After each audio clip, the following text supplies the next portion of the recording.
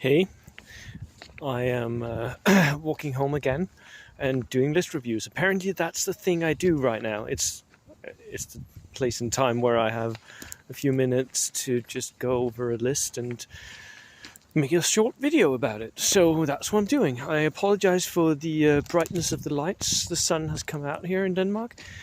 So that's just how it is. I hope you can see me and hear me okay. This list I'm going to talk about is a really mean list. It's one of those where it's really, really good. And I can easily see this list going on to doing very well in the Nationals. It has a lot of the meta things going for it. And I hope it's okay. I will also give a few pointers as to how to beat this list, because it's a good list. It's a really good list.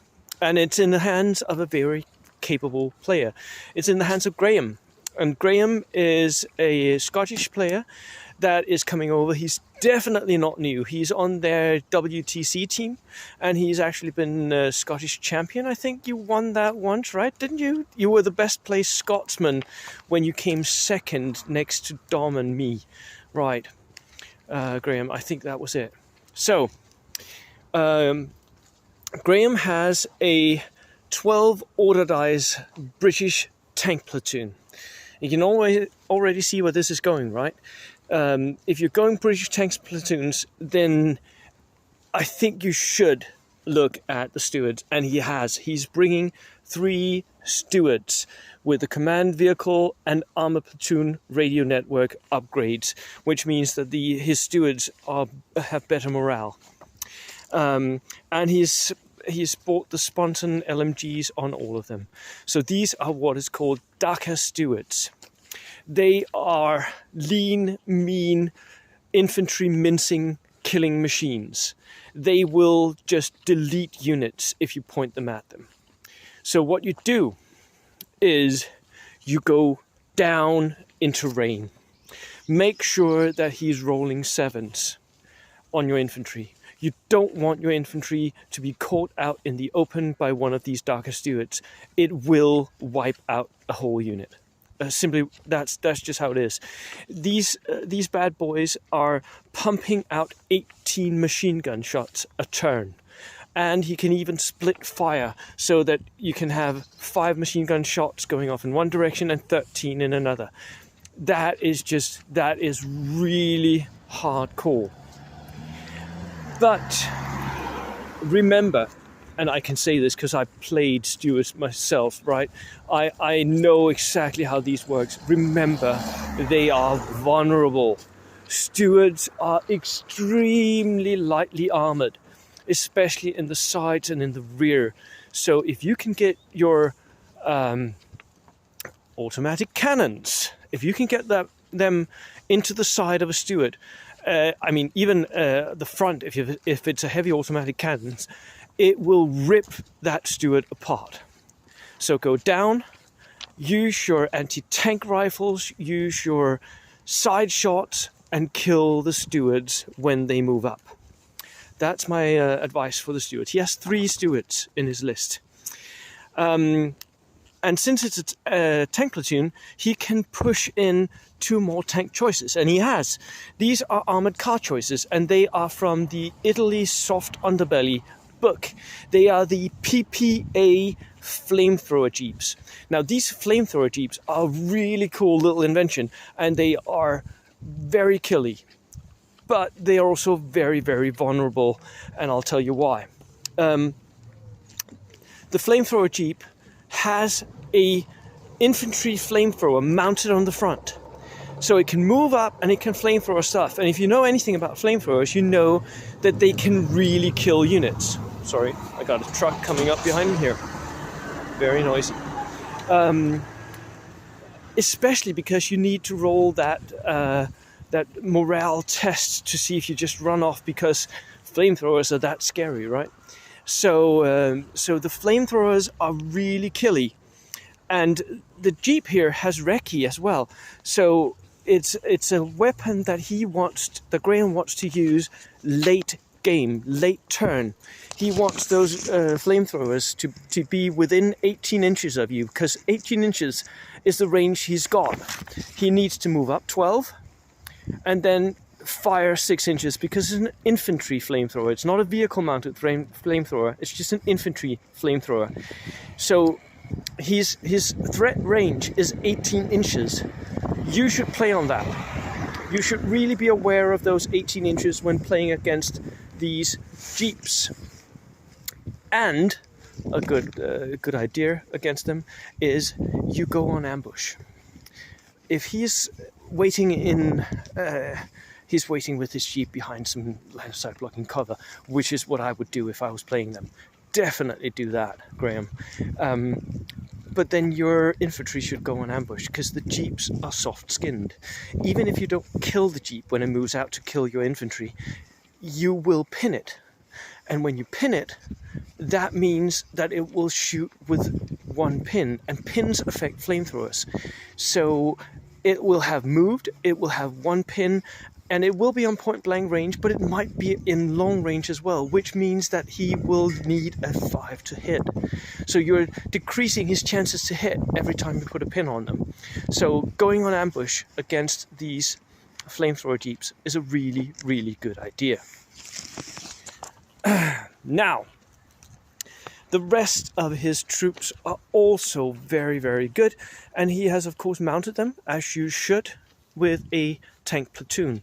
Tank platoons need to be mounted on some sort of transport. He has 3 units of paratroop Gurkhas. Now, if you don't know, Gurkhas are exceedingly scary in close combat, but his units here are small.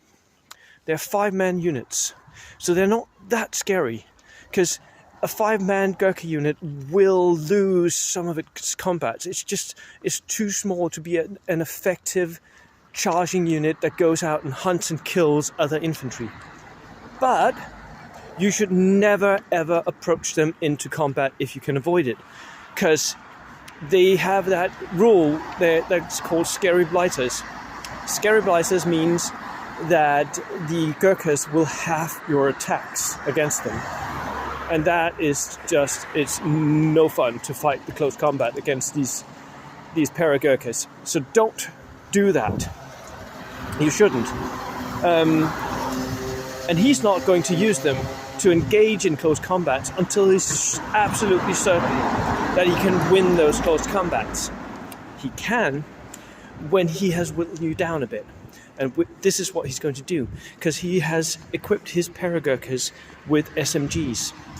So the SMGs, he's going to move them up. They're going to be mounted in Bren carriers and trucks. He's going to move them up. He's going to shoot you down with pins. Then he's going to dismount the Gurkhas and shoot you up with his SMGs. You can already tell, right? The Gurkhas are already the most expensive troops in the game. And he has put SMGs on all of them, so they're really expensive units compared. They're 5-man units and they cost 80 points.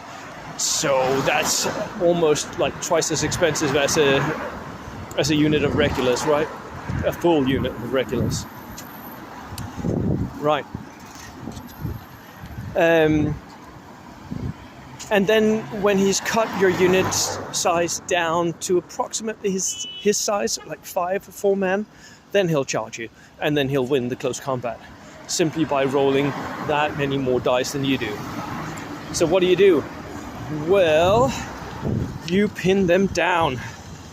As much as possible, you pin them down, so that when they dismount to shoot, they will have pins. And they are coming at you in open-topped or soft-skinned vehicles, so they can take pins.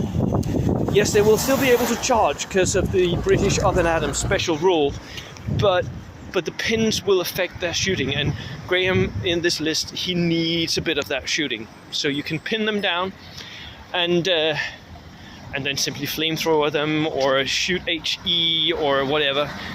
Take out their transport, make it so that they're on foot. When they're on foot, they're just a 5-man veteran unit. Stay out of close combat, shoot them, they will die eventually.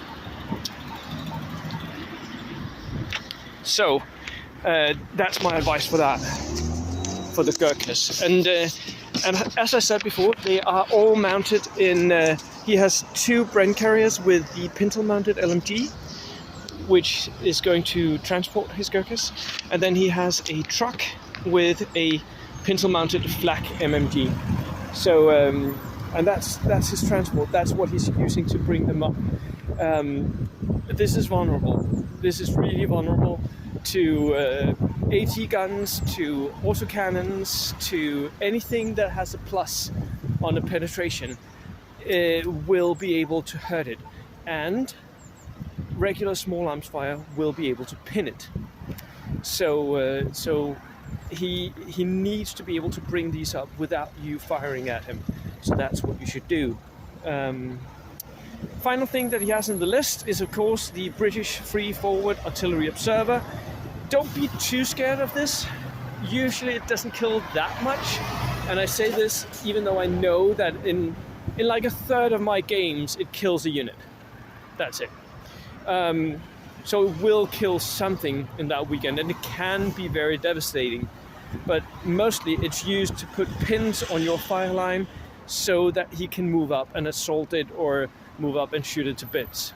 So try to spread out a bit and then ignore it. If you can, see if your sniper can snipe it out before he gets to place his artillery bombardment. That would always be good, right? So if you're rolling off to place forward observers, forward deployers, then see if he can place his first, so that your sniper can counter deploy where it can see him, and then shoot him first turn. That's always good. Right, Graham, I hope you don't mind that I gave people a bit of advice on how to play against your list. I simply did it because I regard you as being a very, very good, very competitive player, and this list is extremely good. So, cheers, bye.